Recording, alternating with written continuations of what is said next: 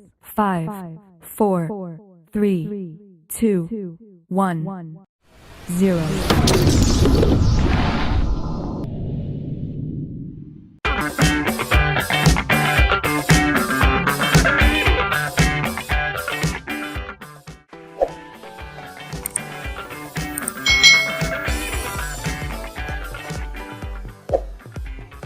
Hai hai hai, selamat datang di channel YouTube Kak Citra. Apa kabar adik-adik semuanya? Kak Citra berharap kalian dalam keadaan yang baik, sehat, dan siap untuk belajar ya. Hari ini kita akan belajar bersama-sama untuk mata pelajaran tematik kelas 6. Kita belajar di tema 7 tentang kepemimpinan, subtema 2 pemimpin idolaku, pembelajaran yang kedua. Mari adik-adik kita belajar dengan penuh semangat ya. Apakah kamu pernah mendengar Bagong Kussudiardjo? Siapa itu? Beliau adalah seorang tokoh seni tari Jawa. Beliau mempunyai sanggar tari di Yogyakarta. Beliau menciptakan banyak karya tari. Beliau juga memimpin pertunjukan tari. Di sini kita akan belajar salah satu tokoh yang merupakan penggiat seni tari adik-adik. Namanya Bagong Kussudiardjo. Nah, Bapak Bagong Kussudiardjo ini merupakan seorang seniman yang serba bisa. Beliau itu lahir di Yogyakarta pada tanggal 9 Oktober 1928. Beliau sempat menimba ilmu di Akademi Seni Rupa Indonesia atau ASRI ya, pada tahun 1954 di Yogyakarta. Lalu pada 1957 beliau ini belajar koreografi dari tokoh tari modern Martha Graham di New York, Amerika Serikat. Nah, Pak Bagong ini merintis karirnya di dunia seni sebagai penari Jawa klasik. Setelah belajar di sekolah tari Kredo Bekso Wiromo, pimpinan dari Pangeran Tejokusumo. Selama bertahun-tahun menimba ilmu, Pak Bagong berkembang menjadi sosok yang selalu berkreasi. Nah, banyak ide yang diwujudkan dalam bentuk tari-tari klasik. Bahkan di mata seniman Indonesia, Pak Bagong ini dijuluki sebagai begawan seni. Maklum, selain menekuni dunia tari, puisi, seni lukis, dan seni patung, Pak Bagong ini juga aktif merintis seni batik kontemporer. Lalu pada tanggal 5 Maret 1958, Pak Bagong ini mendirikan pusat pelatihan tari Bagong Kussudiardjo. Tepat 20 tahun kemudian, ia membangun padepokan seni yang ruang lingkupnya lebih luas mencakup tari, ketoprak, kerawitan, dan sinden. Nah, sejumlah karyanya juga pernah dipentaskan di beberapa negara. Atas kesetiaannya terhadap dunia seni, Pak Bagong ini mendapat anugerah Karya Cipta Putra Bangsa dan penghargaan dari Sri Paus Paulus yang ke-6. Namun pada Selasa 15 Juni 2004, Pak Bagong ini meninggal dunia adik-adik. Jenazah koreografer kondang ini berusia 76 tahun ini disemayamkan di Padepokan Tari Bagong Kussudiardjo dan dikebumikan di Dusun Sembungan, Gunung Sempu, Kasihan, Kabupaten Bantul, Yogyakarta adik-adik. Ya, itu tadi kisah dari Pak Bagong yang merupakan salah satu penggiat seni tari. Tuliskan informasi penting yang kita dapatkan dari bacaan tadi nih tentang Pak Bagong Kussudiardjo. Nah, yang kita dapatkan dari bacaan tadi adalah Pak Bagong ini seorang seniman yang serba bisa. Beliau itu lahir di Yogyakarta tanggal 9 Oktober 1928. Beliau ini pernah belajar di Akademi Seni Rupa Indonesia pada tahun 1954. belajar koreografi dari Martha Graham di New York, Amerika Serikat, lalu belajar tari klasik di sekolah tari Kredo Bekso Wiromo. Pak Bagong ini dijuluki sebagai begawan seni. Pak Bagong ini juga aktif merintis seni batik kontemporer. Nah, tanggal 5 Maret 1958, Pak Bagong ini mendirikan Pusat Pelatihan Tari Bagong Kusudiarjo. Dia mendapatkan anugerah karya cipta putra bangsa dan mendapatkan penghargaan juga dari Sri Paus Paulus yang ke-6. Beliau itu meninggal pada tanggal 15 Juni tahun 2004. Lalu kita juga akan mencari tahu informasi mengenai judul-judul karya tari ciptaan dari Pak Bagong. Nah, ini adalah beberapa tari ciptaan dari Pak Bagong. Yang pertama adalah tari kuda-kuda. Ya, tari ini dibawakan saat misi kebudayaan di Republik Rakyat Cina. Lalu ada ini ya tari kuda-kuda ya adik-adik ya. Tari Ganyang Nekolim. Nah, tari ini menggambarkan seorang manusia yang kedua tangannya itu terbelenggu tapi akhirnya mampu memutuskan belenggu tersebut. Kak Citra mencari gambarnya tapi tidak ada adik-adik. Lalu ada tari layang-layang. Nah, tarian ini awalnya merupakan proyek seni dari Presiden Soekarno yang digarap oleh Hendra Gunawan untuk Asian Games tahun 1961. Lalu tari igel-igelan itu terdapat dua jenis tari igel-igelan, yakni tari igel-igelan pertama dan tari igel-igelan kedua. Tari igel-igelan pertama ini menceritakan tentang ruatan, salah satu adat istiadat dari Provinsi Jawa Tengah ini adik-adik. Lalu ada tari igel-igelan kedua, itu mengisahkan tentang pencak silat. Kak Citra mencarikan gambarnya juga tidak ada di Google ya. Lalu ada tari yapong, ini adalah tari yapong. Nah, ini pada tarian ini para penari itu diceritakan sedang bersuka cita menyambut kedatangan Pangeran Jayakarta. Ini juga tari yang diciptakan oleh Pak Bagong. Ada tari labako. Nah, tari labako ini adalah tarian tradisional yang menggambarkan kehidupan para petani tembakau di Jember, Jawa Timur. Ini ya tari labako. Lalu ada tari Satria Tangguh. Ini juga Kak Citra tidak menemukan fotonya. Ini tarian berbicara tentang bela diri silat dari Jawa yang sudah dikembangkan dengan komposisi dan koreografi. Lalu beliau juga membuat tari kebangkitan dan kelahiran Isa Al-Masih. Nah, tarian ini menceritakan tentang kebangkitan dan kelahiran dari Isa Al-Masih. Lalu ada tari Bedoyo Gendeng. Ya, ini diciptakan untuk menggambarkan situasi kondisi yang terjadi saat kepemimpinan Soeharto yang saat itu akan lengser. Lalu yang terakhir beliau ada tari Guruh Gemuruh. Itu tadi tari-tari ciptaan dari Pak Bagong. Pak Bagong merupakan seorang tokoh tari daerah. Nah, tari daerah ini dapat ditarikan secara tunggal, berpasangan atau berkelompok adik-adik. Berikut ini adalah contoh-contoh dari tari daerah yang ditarikan secara berpasangan atau dua orang ya.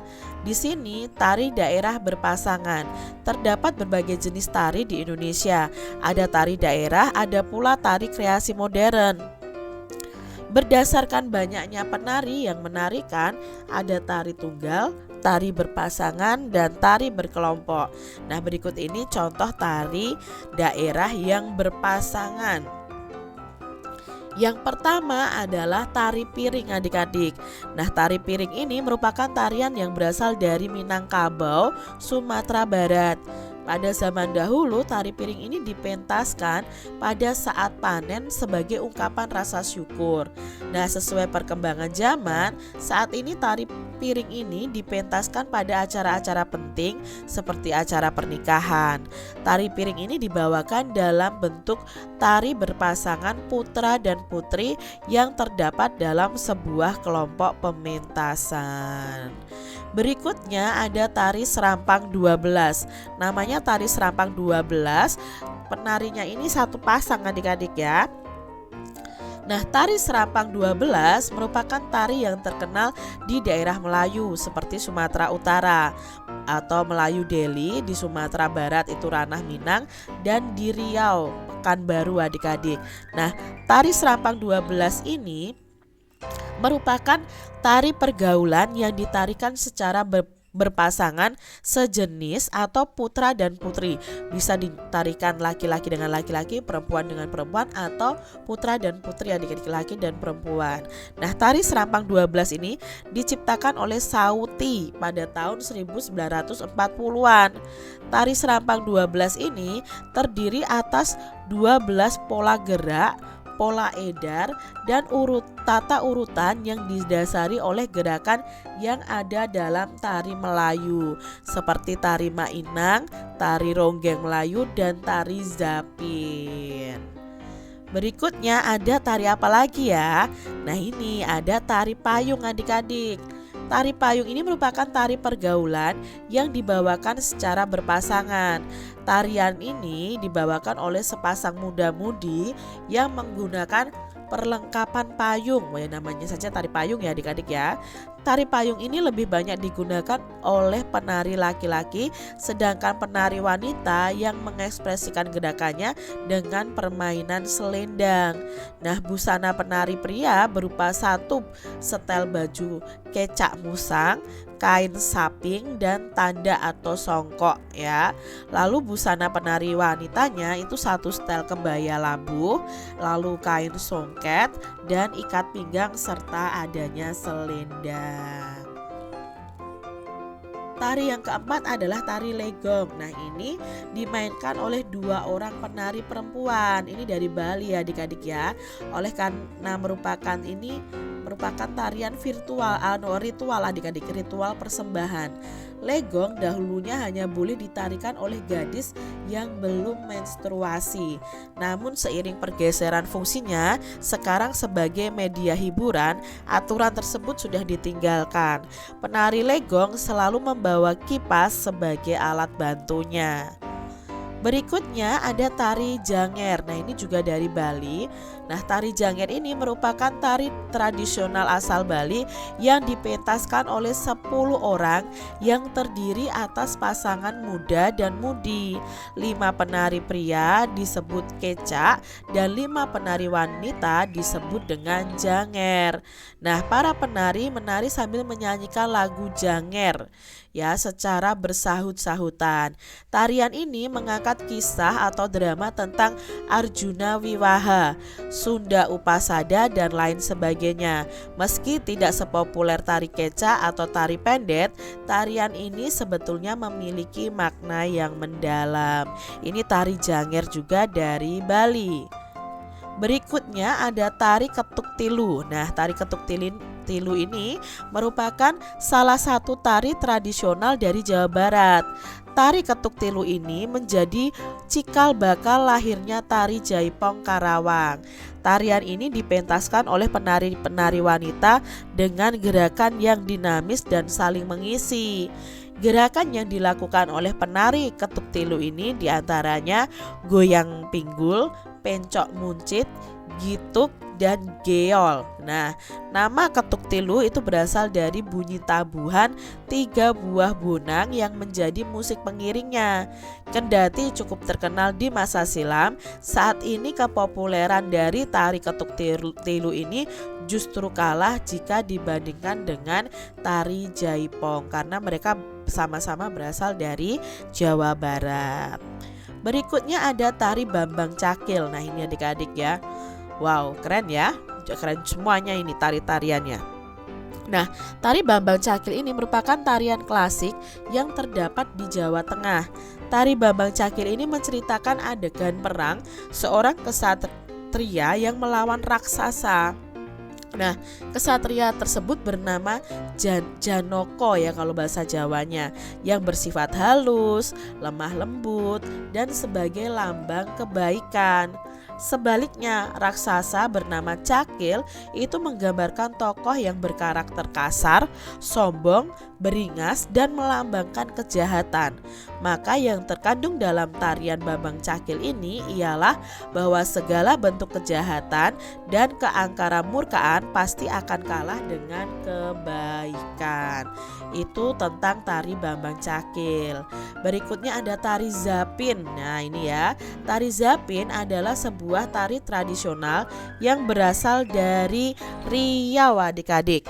Tari ini sangat syarat dengan nuansa keislaman, hasil dari proses akulturasi budaya Melayu dan budaya Islam di masa yang silam. Ini tari Zapin.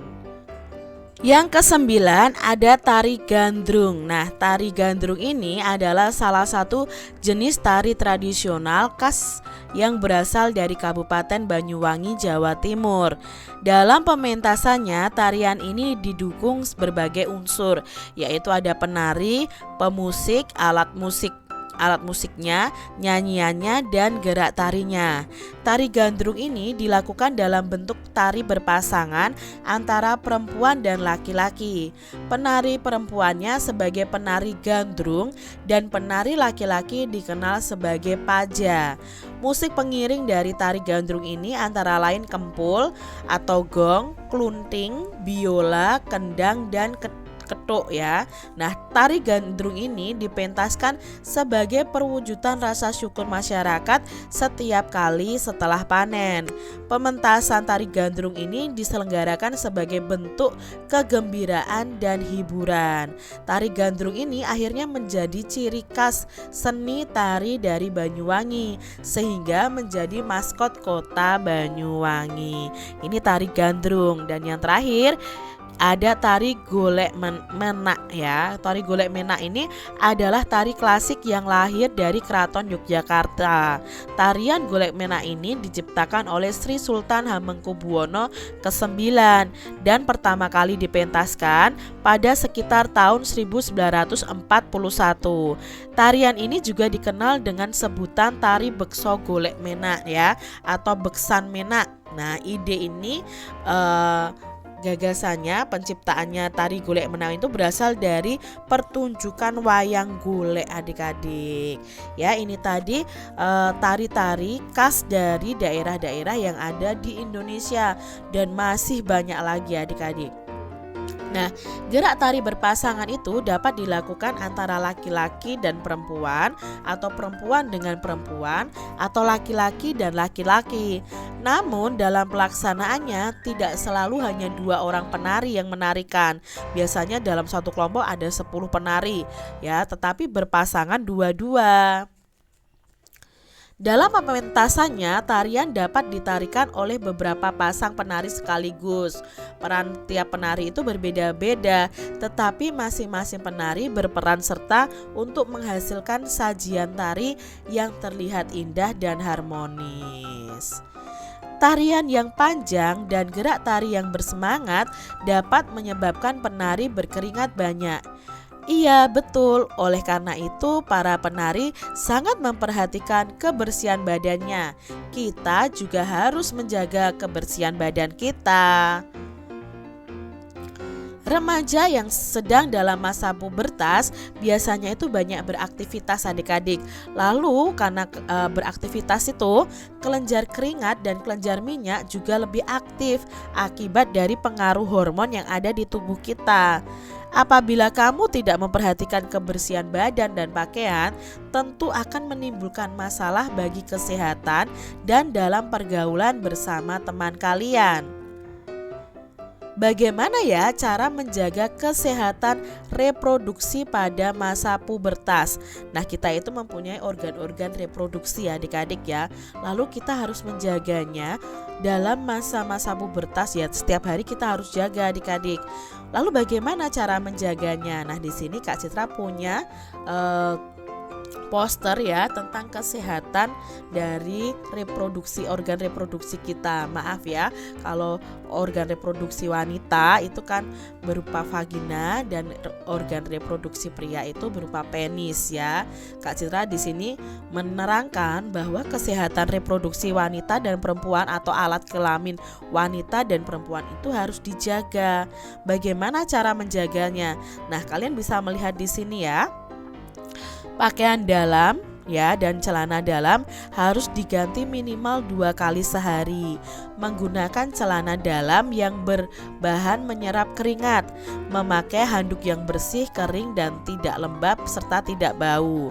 Bagi perempuan setelah buang air kecil, cara ceboknya itu dari arah depan ke belakang agar kuman dari anus tidak ikut ke organ reproduksi.